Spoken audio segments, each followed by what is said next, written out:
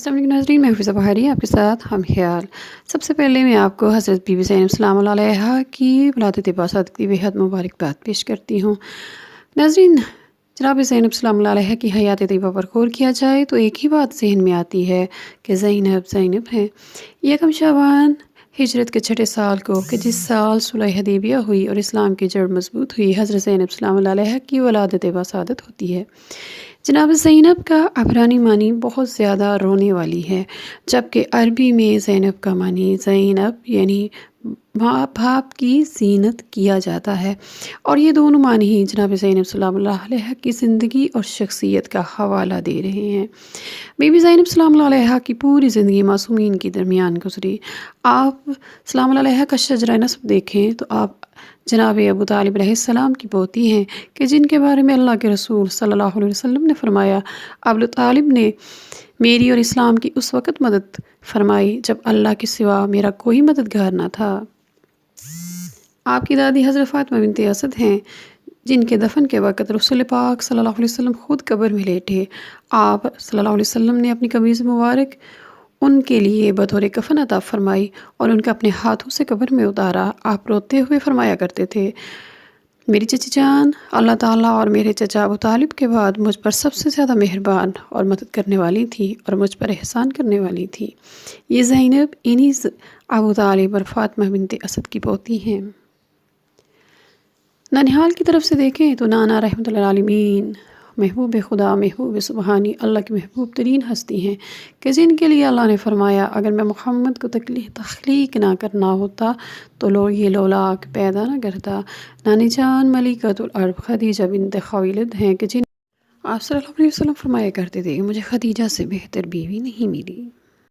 جب حضرت زینب سلام اللہ علیہ کی شادی کا زمانہ آیا تو حضرت علی علیہ السلام نے ایسے شخص کا جو حسب نسب ان کے ہمسر تھے انتخاب فرمایا۔ بنی ہاشم اور قریش کے باوجاہت شریف زادوں کا ایک گروہ حضرت زینب سلام اللہ علیہ سے عقد کرنے کا خواستگار تھا، لیکن اکیلا بنی ہاشم اور آل محمد کے اس شگفتہ پھول کے لیے عبداللہ بن جعفر سب سے زیادہ موزوں تھے۔ عبداللہ کے جعفر حضرت علی کے بھائی اور جناب رسول خدا کے سچے دوست تھے۔ ان کو طیار لقب عطا ہوا تھا اور لوگ حاجت مندوں کا باپ کہتے تھے۔ ابو ہریرہ ان کے بارے میں کہتے ہیں کہ جناب رسالت مآب صلی اللہ علیہ وسلم کے بعد حضرت جعفر سے زیادہ فاضل بزرگ کوئی نہیں تھا۔ انہوں نے قریش کی سختیوں کے زمانے میں اپنے دین کی خاطر ملک حبشہ کو ہجرت کی اور اس کے بعد مسلمانوں کے ساتھ واپس آئے اور خیبر کی فتح کے دن مدینہ پہنچے۔ پیغمبر صلی اللہ علیہ وسلم ان سے بغل گیر ہوئے اور ان کی پیشانی کا بوسہ لے کر فرمایا، میں نہیں جانتا ان دونوں باتوں میں سے کس بات سے زیادہ خوش ہوں، علی سے یا جعفر کی واپسی سے۔ اور یہ بھی فرمایا، آدمی رنگ برنگ کے درختوں کے پھل ہیں اور میں اور جعفر ایک درخت کے پھل ہیں۔ عبداللہ حضرت زینب سلام اللہ علیہا کے شوہر حبشہ میں پیدا ہوئے اور مسلمانوں میں پہلے شخص ہیں جو اس سرزمین میں پیدا ہوئے۔ جناب رسول خدا صلی اللہ علیہ وسلم نے ان کے حق میں فرمایا، عبداللہ صورت اور سیرت میں میرے مشابہ ہیں، خدا جعفر کو نیک اولاد عطا فرما اور عبداللہ کو بے اور معاملات تجارت میں برکت عطا فرما۔ عبداللہ سید و سردار، معزز اور محترم، پاک نفس اور پرہیزگار، جواد اور سخی تھے۔ ان کو سخاوت کا قلب کہتے تھے، کبھی حاجت مند کو اپنی بخشش سے محروم نہیں کیا اور کسی نیک کام کو صلہ ملنے کی غرض سے انجام نہیں دیا۔ محمد بن سیرین روایت کرتے ہیں، ایک سوداگر شکر بیچنے کے لیے مدینہ آیا اور بازار میں اس کی قیمت گھٹ گئی۔ عبداللہ کو خبر ہوئی اور انہوں نے اپنے دروغہ سے کہا کہ اس کی شکر کو خرید لو اور حاجت مندوں میں تقسیم کر دو۔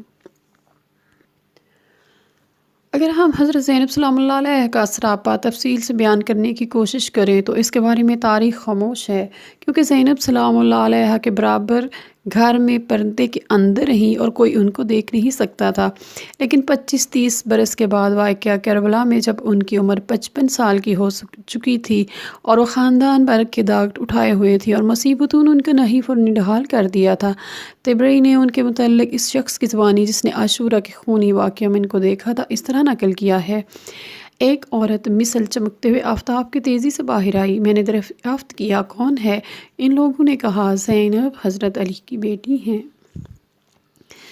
عبداللہ ابن ایوب انصاری جنہوں نے ان کو مصر پہنچنے پر بادشاہت امام حسین علیہ السلام دیکھا، بیان کرتے ہیں کہ وہ چاند کے ٹکڑے کی مانند تھیں۔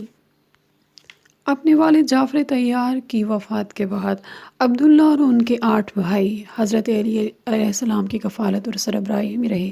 شادی کے بعد بھی آپ کی رہائش خاندان علی کے ساتھ ہی رہی۔ جب مولا علی کوفہ میں رہائش اختیار کی تو حضرت زینب سلام اللہ علیہا اور عبداللہ ابن جعفر بھی کوفہ شفٹ ہوئے۔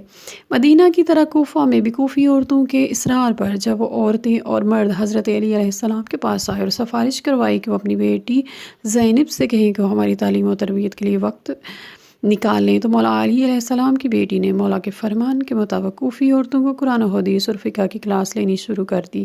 آپ عورتوں کے پردے اور عزت کی قائل تھیں۔ آپ نے عورتوں سے اس وعدے پر تعلیم دینا شروع کی کہ کوئی بھی اور کسی بھی عورت کے بارے میں، وہ کس حلیہ و شکل و صورت کی ہے، اس کے رنگ و روپ کے بارے میں یا اس کی آواز کے بارے میں اپنے گھر کے مردوں کے ساتھ بات نہیں کریں گی۔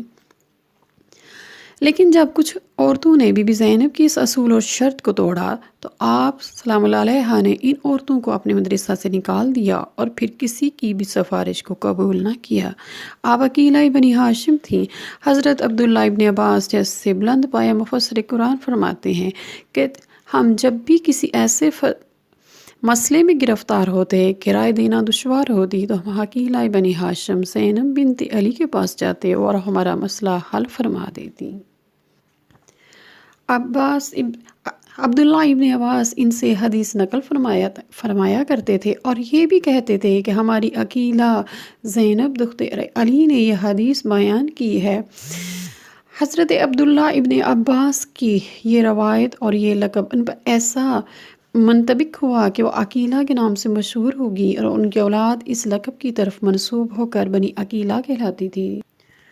زینب سلام اللہ علیہا اپنے والد امیر المومنین علی بن ابی طالب علیہ السلام کے شہادت کے غم میں مبتلا ہوئیں۔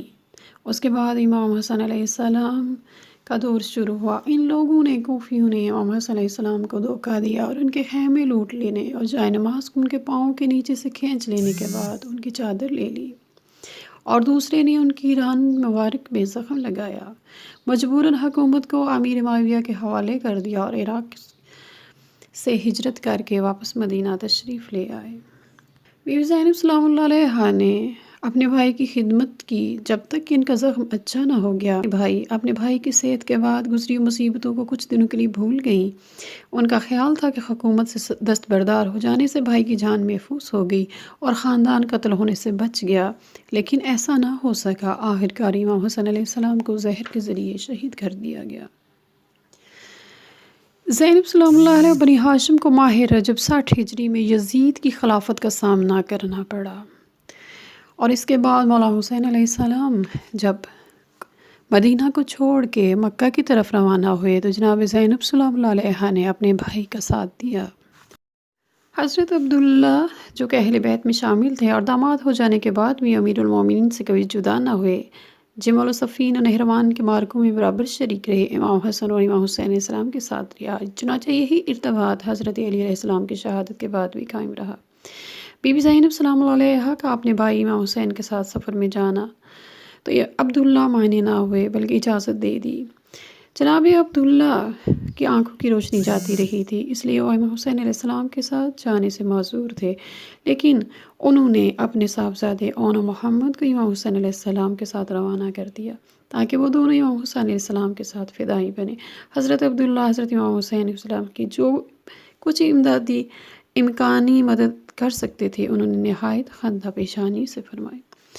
ناظرین، علی کی یہ خاموش تلوار 10 محرم عاشوراء کے دن تک خاموش رہی، لیکن شریکۃ الحسین زینب بنت علی ابن ابی طالب کی یہ تلوار جب کوفہ میں بے نیام ہوئی تو اس وقت کے ہر یزید کو کاٹتی چلی گئی۔